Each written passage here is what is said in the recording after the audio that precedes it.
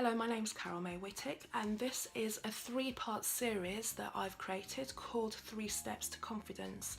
This is part 1, and this is called Know Who You Are.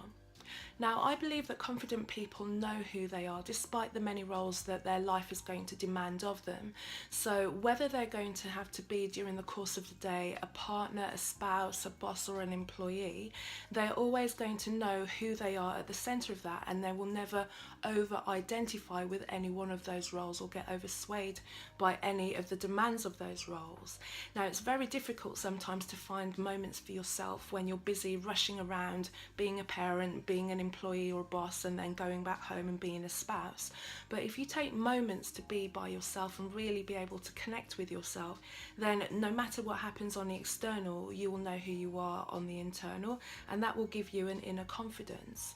Also, it gives you an opportunity to find out the things that really drive you and what you really like, because once again, when you're spending so much time being other things to other people, their opinions can sometimes be taken on as yours, and it's very difficult to differentiate between what you really want for yourself and what you've decided is something that you want, and it may just be actually somebody else's opinion.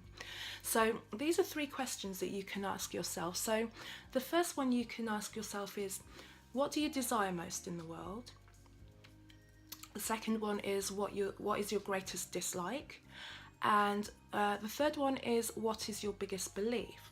And when you think about those questions and when you think about your answers to them, you've got to just take a moment to really think, are those your answers? Are those the things that are actually coming from you? When did you make the decision that that's what your answer was going to be? Or is it based on who you're mostly hanging around with at the time? Is it because your spouse thinks that way that you've adopted that opinion?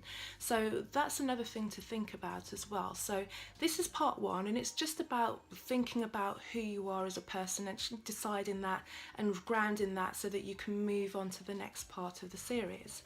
So the next one will be coming up in a couple of days, but also what I'm doing is in a week's time I'm going to be holding a workshop in London, and if you have a look at the bottom of this video, there will be a link where you can have a little look and see if it's something that you'd like to attend. So that is a bigger workshop, and it's called Connect to Your Confidence. But until then, I'll see you in a couple of days' time. Thank you.